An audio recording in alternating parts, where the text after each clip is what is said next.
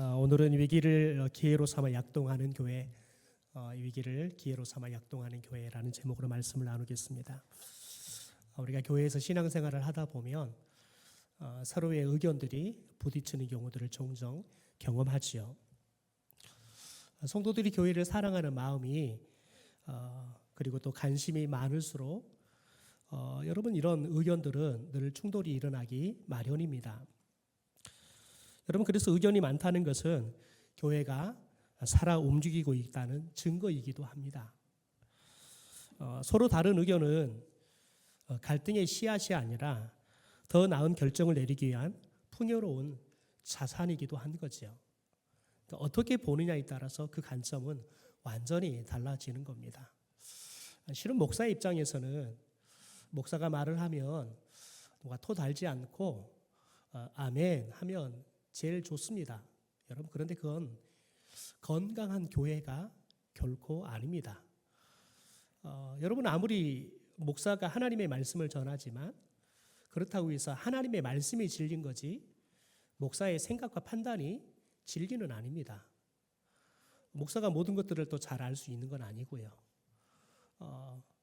성도들도 마찬가지죠.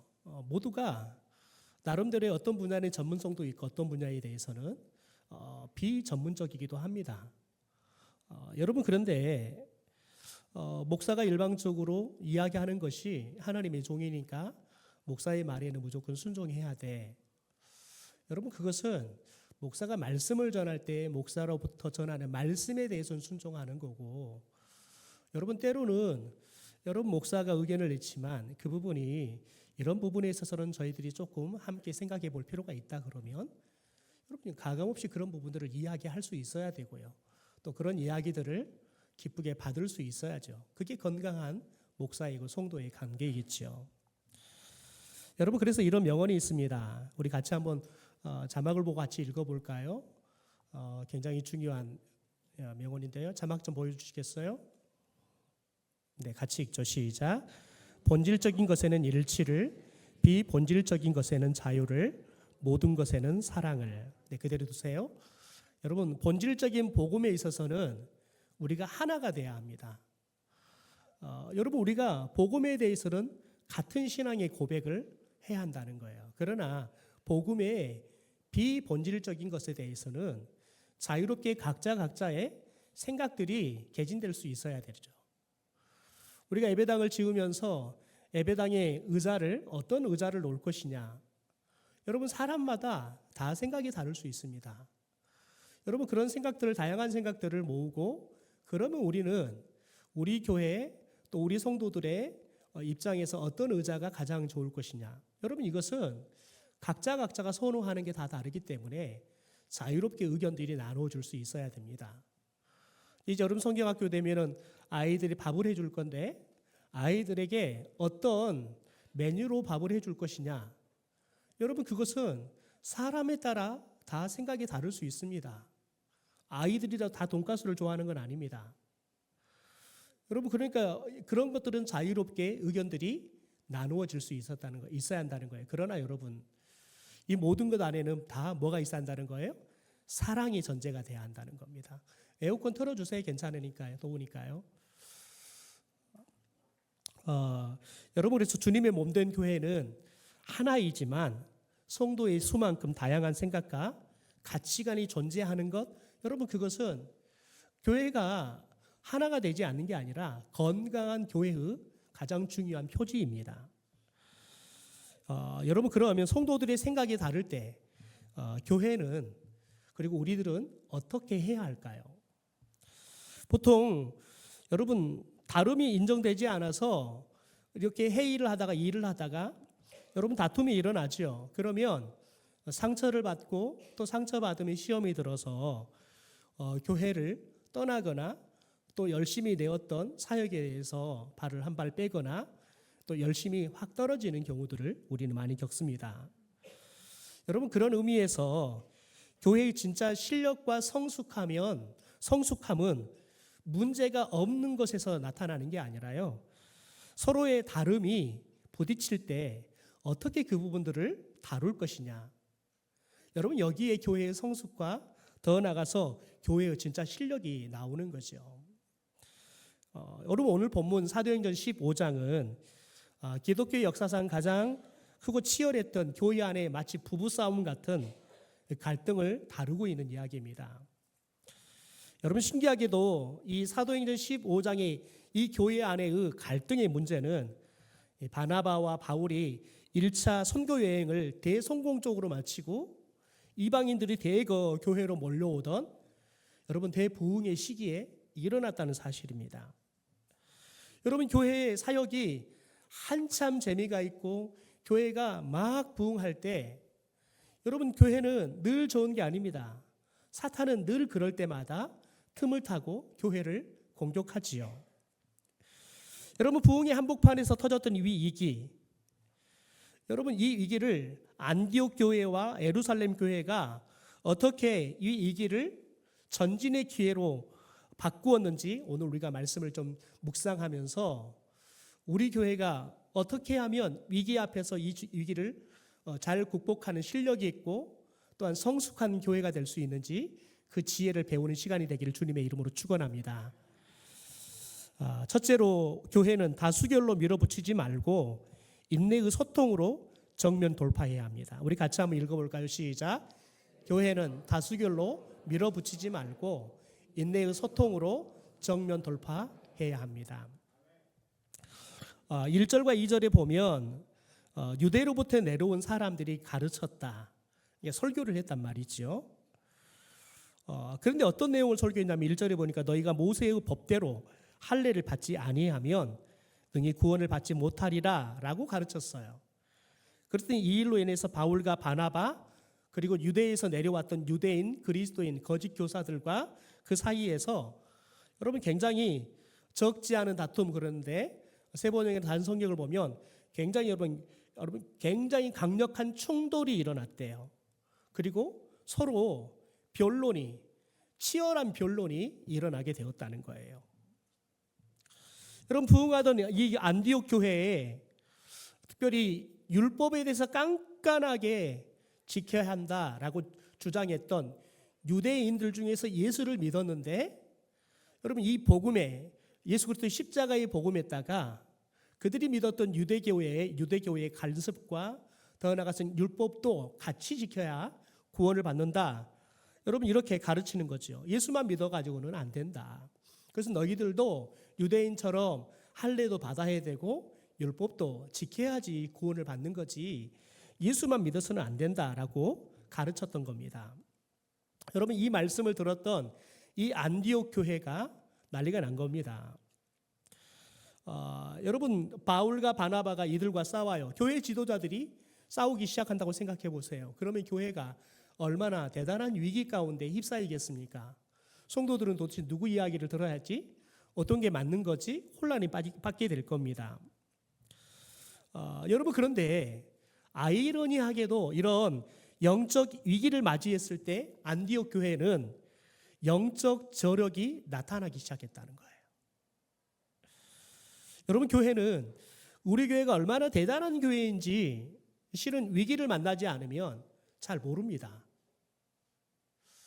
제가 우리 교회 오니까 우리 장로님들도 그렇고 우리 성도님들도 그렇고 우리 교회의 저력을 굉장히 실은 굉장히 저하평가를 하시더라고요.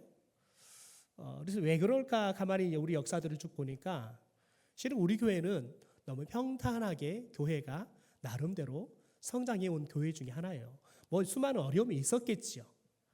여러분 그럼에도 불구하고 보통 교회에 비하면 우리 교회는 참 평화롭게 그리고 평탄하게 교회가 지금까지 70년을 달려온 교회예요. 그러니까 우리들이 진짜 교회가 위기를 만났다 할 정도로 엄청난 교회적으로 희청할 정도의 위기를 경험한 것은 별로 없었던 것 같습니다. 여러분 그러니까 우리가 얼마나 대단한 힘을 갖고 있는 교회인지 우리 성도들이 얼마나 영적 파워를 갖고 있는 성도들인지 이것을 우리들은 한 번도 느끼고 평가를 받을 수 있는 기회가 없었다는 거지요. 여러분 그런데 안디옥 교회도 마찬가지였습니다. 뭐 생긴 지 얼마 되지 않은 교회였기 때문에 그들이 얼마나 대단한 영적 저력을 갖고 있는지 몰랐습니다. 그런데 여러분 이 위기를 만나니까 안디옥 교회가 그들의 영적 저력이 나타나기 시작합니다. 여러분, 이 안디옥 교회는 이 심각한 상황을 대충 덮어두거나 회피하지 않았습니다. 여러분, 뒷말을 하면서 서로 온수가 되지도 않았습니다. 여러분, 끝까지 대해야 합니다. 끝까지 같이 여러분 크게 다투기도 하지만 함께 변론도 했습니다. 이게 대화도 있다는 거죠. 근데 결론이 나지 않습니다. 여러분, 그러니까 안디옥 교회가 무엇을 선택하냐면, 그러면 이 문제를 예루살렘에 있는 사도와 장로들에게 가지고 와서 우리가 공론화해 보자. 왜냐하면 이것은 우리 교회만의 문제가 아니라 이방인들에게 복음이 전해져 가면서 끊임없이 이 문제는 대두가 될 것이고 또 교회를 혼란케 하는 아주 중요한 문제가 될 것이니까 우리 그러면 예루살렘 교회를 찾아가서 사도들과 장로들에게 이 문제에 대해서 답을 구하자. 여러분, 여기에서 이 안디옥 교회가 얼마나 영적으로 저력이 있는지를 보여줄 수 있어요. 여러분, 그들은 자신들 안에서 이 문제를 해결할 수 없다라는 것을 인정했다는 겁니다. 여러분, 사람에 따라서 모든 것을 다 문제를 해결할 수 있는 사람이 있는가 하면 때로는 내가 한계를 느끼는 거지요. 여러분, 생각해 보십시오. 교회 안에 만약에 전기가 문제가 있다. 그러면 여러분, 목사인 제가 전기 기술자도 아닌데 열심히 전기를 고치려고 하면 뭘 하겠습니까? 여러분 계속 고치려고 하면 고쳐지는 게 아니라 오히려 망가뜨리는 겁니다.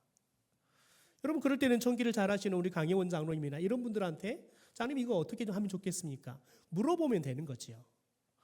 여러분, 그런데 때로는 물어보지만 다 해결할 수 없을 때가 있어요. 그러면 정말 지혜로운 사람들은 무엇을 결정하냐면 그러면 우리 더 이상 이렇게 씨름하지 말고 우리 조금 시간이 걸리고 돈이 들더라도 외부에 더 전문가들에게 맡깁시다. 여러분, 이게 지혜로운 거예요. 여러분, 그런데 그것을 자꾸 해결하려고 하잖아요. 그럼 어떤 문제들이 일어나냐면 해결을 못하면 없애버려요. 왜냐하면 해결을 못하면 없애버리면 문제가 없어져 버리잖아요. 여러분, 그래서 시골 교회들을 도우려고 가봤더니요, 프로젝트가 좀 고장이 났단 말이에요. 좀 저걸 고쳐야 되는데 나름대로 이걸 어떻게 고칠까 고민들을 했어요. 자기들이 고쳐보려 애쓰다가 심지어 목사님이 그걸 고쳐보려 애썼는데 애쓰다가 보니까 목사님이 보니까 잘못 만져가지고 오히려 고장이 나 있는 상태더라고요. 그러니까 우리 저 프로젝트 없어도 되니까 찬송가 봄이 되니까 저거 띄워버리세요. 없애버리세요. 없애버렸더라고요. 여러분, 그러니까 멀쩡하게 프로젝트를 잘 쓰고 예배를 드리던 교회가 오히려 프로젝트가 없는 과거의 교회로 후퇴해버린 거죠. 그래서 다시 프로젝트를 새로 달아드리고 이럴 때는 이러십시오. 그리고 문제가 생기면 이렇게 AS를 맡기면 됩니다. 설명을 해드리니까 여러분, 성도들이 당장 뭐라 하면 아이고 저렇게 큰 화면으로 보니까 너무 좋네요. 이 조그만한 찬송가 보려고 했는데 잘 안 보이는데 화면으로 크게 보니까 어르신들이 너무 좋다는 거예요. 여러분, 그런데 우리는 문제가 생겨서 우리가 해결하지 못할 것 같으면 때로는 없애버리면 문제가 없다고 생각하는 여러분 그런 어리석음을 범할 때가 있다는 거죠. 여러분, 더 나아가서는 예루살렘 교회가 여러분 우리만 최고다 생각하지 않았어요. 예루살렘에 있는 사도들, 장로들의 영적 권위를 인정했어요. 저들이 우리보다 영적으로 더 성숙한 사람들이기 때문에 우리가 이 문제를 가지고 가면 저들이 우리에게 정답을 알려줄 수 있을 거다라는 겸손함이 있었어요. 그리고 또 여러분 교회의 문제를 해결하기 위해 답을 얻기 위한 열심을 가진 교회였다는 거예요. 여러분, 우리가 속한 대한민국 장로회는 민주주의 원리를 가지고 운영하는 교회입니다. 여러분, 민주주의는 다수결의 원칙이 아주 중요한 핵심이지요. 표가 많은 쪽으로 결정하게 되는 것이 공정하다고 믿기 때문입니다. 여러분, 그런데 여기에는 맹점이 있을 수 있습니다. 다수결로 결정하는 것이 편합니다. 우리가 여러 가지 의견을 내는데 의견이 여러분 우리가 타협되지 않고 하나가 되지 못하면 제일 간단한 방법이 우리 손 들고 다수결로 결정합시다. 여러분, 이 방법은 제일 손쉬운 방법이에요. 여러분, 그런데 그 결과가 항상 선한 것은 아닙니다. 만약 충분한 대화 없이 머리 숫자로 밀어붙인다면 여러분 표결에 있어서는 이길지 몰라요. 그러나 그 과정 속에 생각이 다르고 의견이 다른 성도들의 그 마음에는 깊은 상처의 골이 생기고 마는 거지요. 여러분 과거 고대 그리스의 강장 정치가 있었죠. 아고라 정치라고 말하기도 하는데요. 여러분 그런데 처음에는 이 광장 정치가 굉장히 좋은 의도로 시작됐습니다. 누구나 이 광장에 나와서 의견들을 이야기하는 거지요. 누구나 의견들을 말할 수 있는 것. 여러분 이게 민주주의의 어떻게 보면 시작 같은 거죠. 여러분 그런데 이게 시간이 지나면서 여러분 대중의 인기에 영합하는 중의 정치라고요. 카네기를 이러는 겁니다. 돈을 많이 가진 사람이 자기가 원하는 것을 결정하기 위해서 돈을 푸는 거예요. 그리고 사람들을 매수해 버리는 거죠. 여러분 그러면 다수가 여러분 같은 의견을 내지만 그 의견은 어떤 한 사람의 사익을 위해서 사람들이 돈에 매수가 돼 버리는 거죠. 여러분 그러다 보면 여러분 돈이 폭력이 되어서 사람들의 의견을 눌러버리는 문제들이 생기는 겁니다. 때로는 여러분 권력을 가진 사람들이 그 권력을 가지고 사람들을 매수하는 거죠. 너가 나를 지지하면 내가 이런 부분에 있어서 이런 자료를 보상해 주겠다. 내가 그 자리에 앉으면 당신 그 맹지의 문제들을 내가 해결해 주겠다. 여러분 이런 식으로 다수의 사람들을 매수하기 시작하잖아요. 그러면 애곡되게 결론이 나기 쉽다는 거죠. 여러분 그러면서 처음에 이렇게 이 광장 정치가 건강하게 시작됐다가 결국은 중후의 정치로 타락하고 마는 것들을 보게 됩니다. 여러분 교회는 머릿수로 밀어붙이는 곳이 아닙니다. 시간이 걸리더라도 소수의 의견까지 귀담아 들으면서요 인내하면서 함께 답을 찾아가는 거지요. 여러분 그게 교회입니다. 여러분 자동차가 있습니다. 자동차가 앞으로 여러분 굴러가려 그러면 반드시 타이어와 도로 사이에 마찰력이 있어야 합니다. 만약에 여러분 마찰력이 없는 눈길 위에 자동차가 굴러간다고 생각해 보십시오. 그러면 자동차 바퀴는 마찰력이 없으면 헛바퀴를 돕니다. 바퀴는 열심히 돌아가지만 앞으로 나갈 수가 없습니다. 여러분 그런데 타이어와 여러분 이 도로 사이에 여러분 마찰력이 생기잖아요. 그러면 단점은 뭐냐면 소음이 심해진다는 거예요. 두 번째 타이어가 마모가 빨리 된다는 겁니다. 여러분 그런데 이런 단점도 있지만 이 마찰력이 있을 때만이 자동차가 앞으로 나갈 수 있는 힘이 생기는 거예요. 여러분 교회 안에 의견이 부딪히는 것 언뜻 보기에 자동차의 마찰력 같은 겁니다. 의견이 부딪히면 시끄럽지요.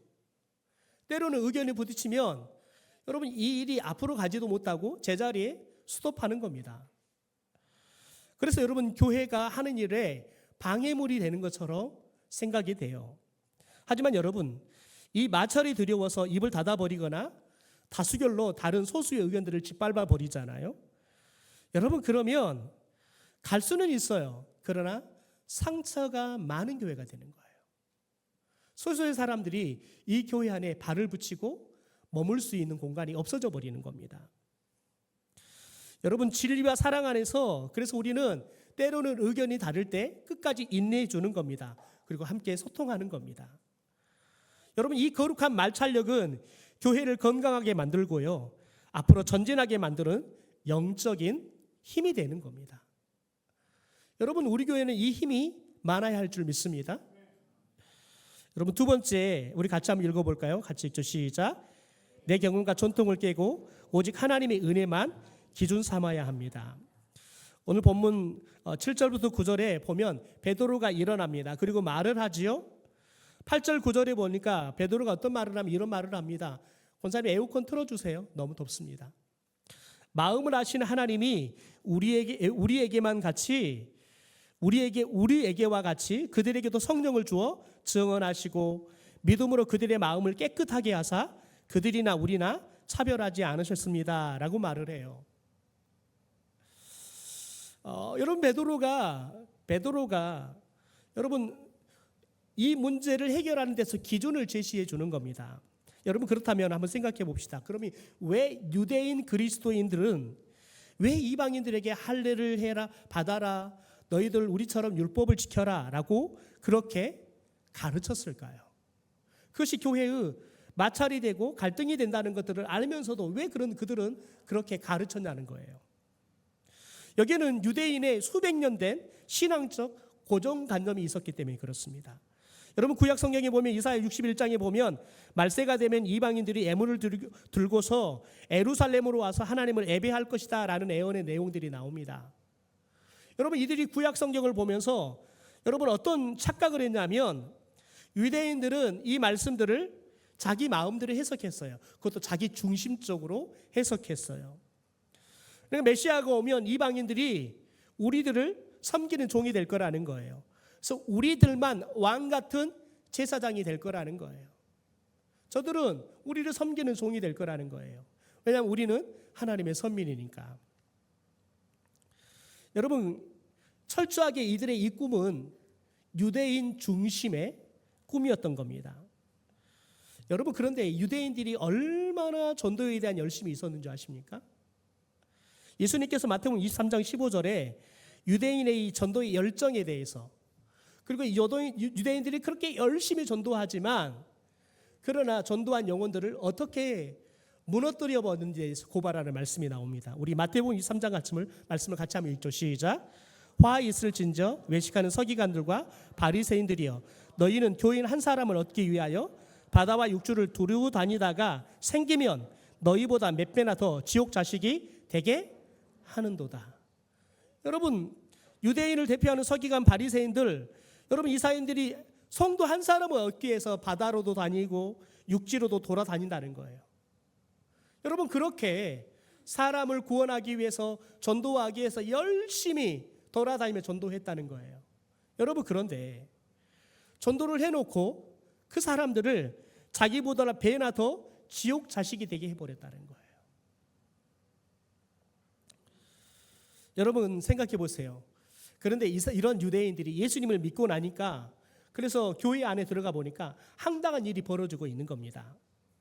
자기들이 그렇게 무시했던 이방인들이 유대인의 전통이나 간습, 할례라는 간습들을 지키지도 않고 뻔뻔하게 이방인 모습 그대로 들어와서 교회의 중심의 자리를 잡고 있는 겁니다. 보십시오.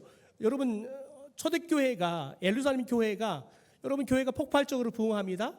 그러면서 여러분 자연스럽게 여러분이 히브리파 가부들의 구제의 문제가 생깁니다.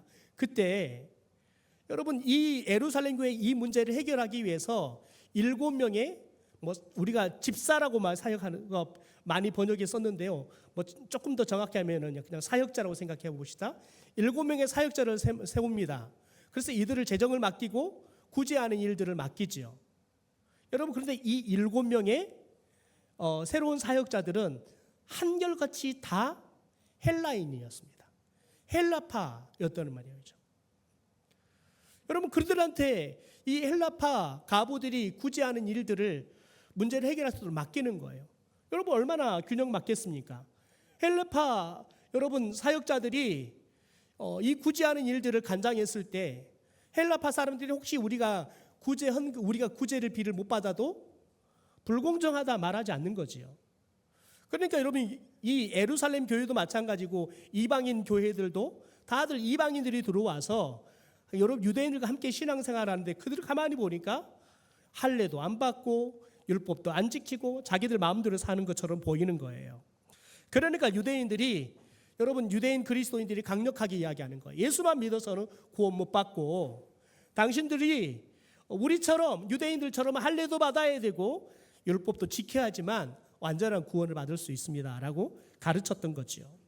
그러니까 여러분 유대인들의 자존심, 고정관념 여러분 이것이 이런 비본질적인 여러분 문제들을 마치 복음인 것처럼 가장해서 여러분 복음을 왜곡시키고 타락시켜버리는 여러분 거짓 여러분 교사들이 되고 말았다는 거예요.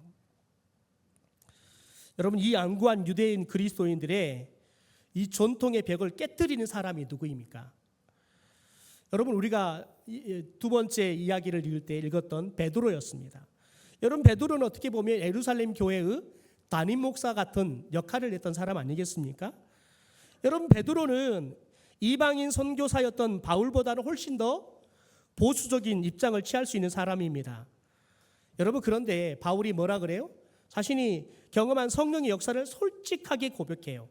자기가 어떻게 예수를 믿게 됐는지 솔직하게 고백해요. 우리 7절부터 10절까지를 현대인 성경으로 좀 같이 한번 읽어볼까요? 같이 읽죠. 시작. 형제 여러분, 이방인들이 내 입을 통해 기쁜 소식을 듣고 믿게 하셨다는 것은 여러분도 다 아는 사실입니다. 사람의 마음을 아시는 하나님은 우리에게와 마찬가지로 이방인들에게도 성령을 주셔서 그들을 인정하셨으며 우리와 그들을 차별하지 않으시고 믿음으로 그들의 마음을 깨끗하게 해주셨습니다. 그런데 어째서 지금 여러분은 우리 조상이나 우리가 질 수 없었던 무거운 짐을 그들에게 지워 하나님을 시험하려고 하십니까? 여러분, 이어서 베드로가 결론을 내려요. 11절입니다. 제가 읽어드릴게요. 우리는 그들과 마찬가지로 주 예수님의 은혜로 구원을 받는다고 믿습니다. 그러니까 이방인들도 주 예수님을 예수님으로 믿음으로 구원받듯이 우리도 주 예수님을 구주로 믿음으로 구원받는다고 믿지 않습니까? 라고 이야기를 하는 겁니다. 여러분, 교회의 기준은 여러분 오랜 내 경험, 오래 살았고 똑똑한 내 경험이 기준이 되어서는 안 됩니다. 여러분, 우리 교회 70년이라는 전통이 있습니다. 여러분, 전통을 가진 교회의 특징이 뭐냐면 우리 교회는 지금까지 그렇게 했어요. 여러분, 그 말은 뭐냐면 앞으로도 그렇게 해야 돼요. 여러분, 전통은 답이 될 수 없어요. 전통은 중요해요. 왜냐하면 수많은 역사적인 경험을 통해 전통은 만들어지는 것 때문에 전통은 여러분 큰 자산이 되기도 해요. 그러나 전통이 진리는 아닙니다. 때로는 전통을 버리지 않으면 우리가 새로운 시대에 걸맞는 문화의 옷을 입을 수 없는 교회가 되어버립니다. 여러분, 그래서 우리가 전통을 소중하게 여기지만 복음 앞에서는 전통도 버릴 수 있어야 돼요. 왜요? 여러분, 전통이 복음의 기준이 될 수는 없어요.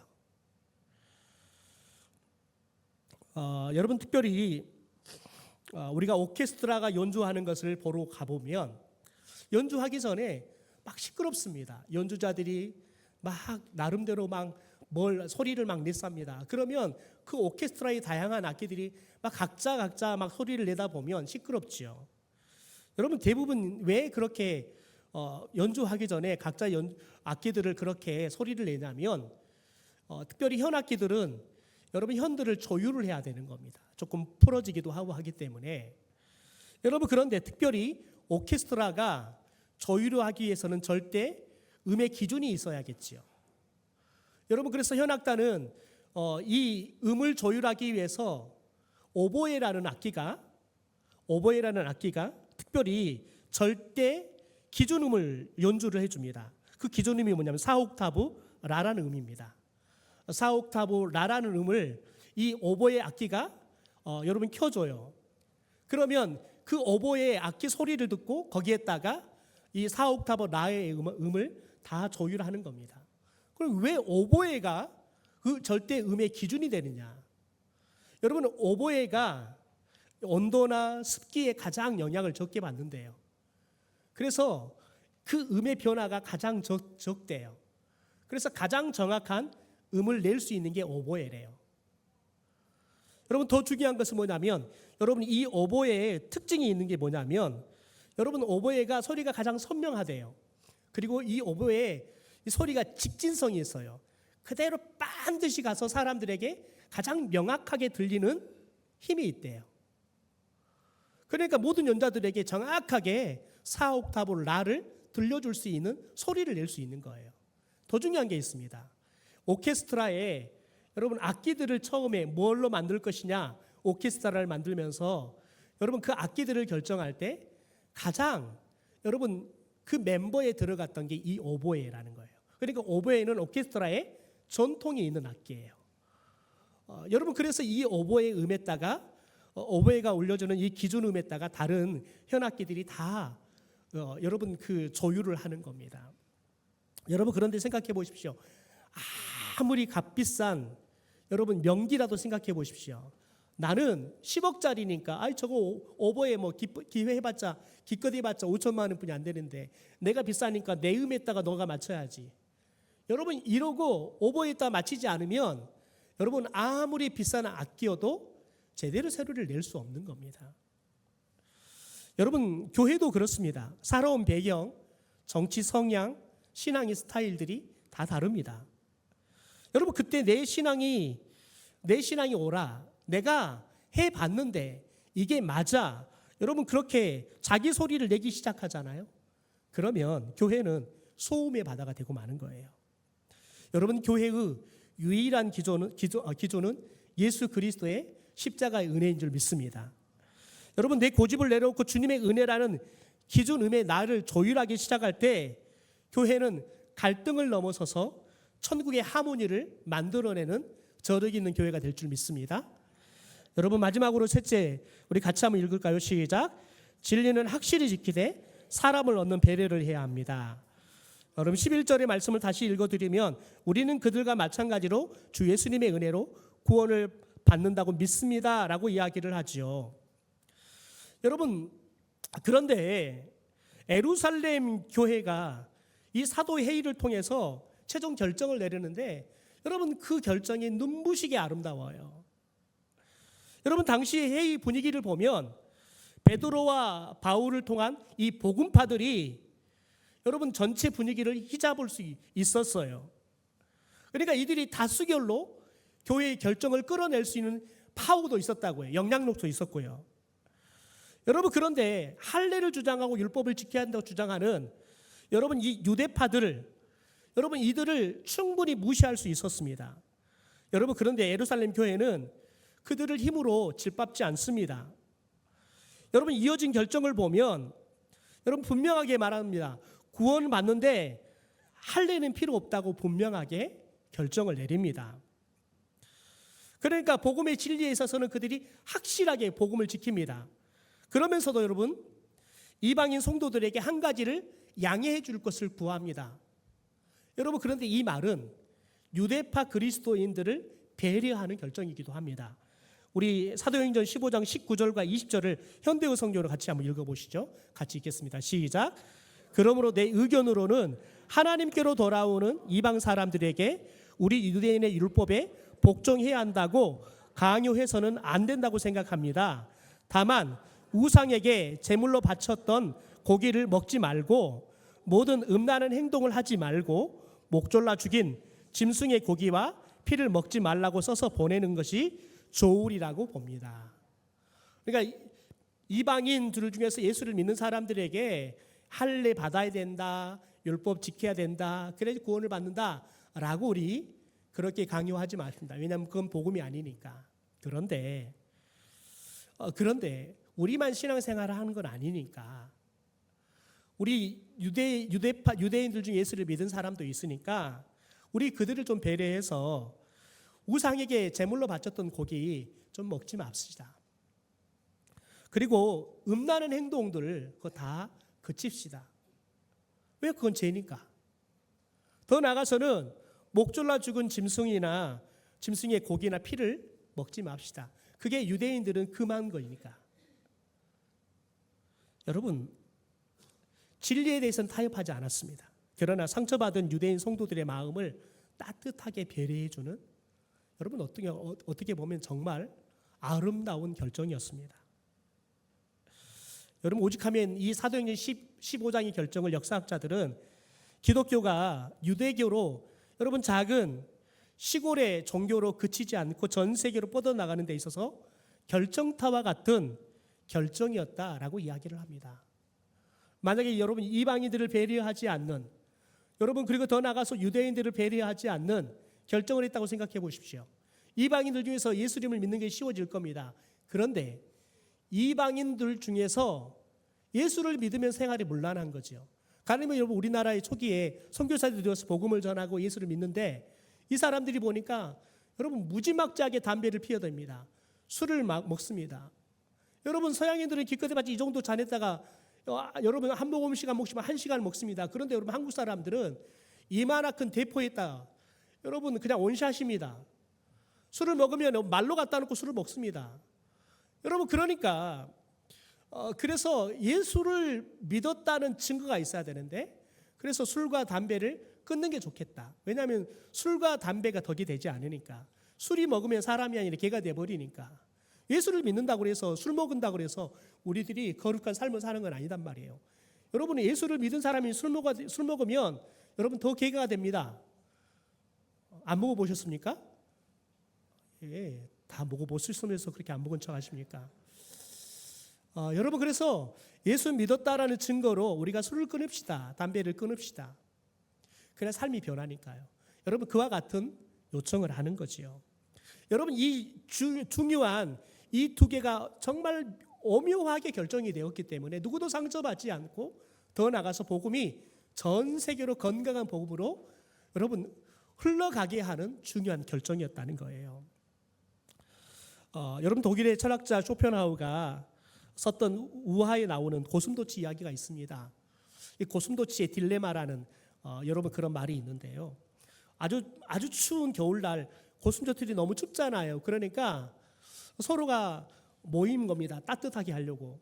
근데 모였는데 고슴도치는 가시가 있잖아요. 그러니까 서로를 찔러요. 그러니까 피를 내고 상처를 내는 겁니다. 그러니까 다시 또 멀어져 가는 겁니다. 그런데 이제 추워서 죽겠어요. 여러분 그러면서 붙었다가 떨어졌다 하면서 그들이 무엇을 발견하냐면 적당한 거리를 발견합니다. 서로를 다치게 하지도 않고 우리가 서로 따뜻하게 우리를 보호해줄 수 있는 적당한 거리를 찾게 되어집니다.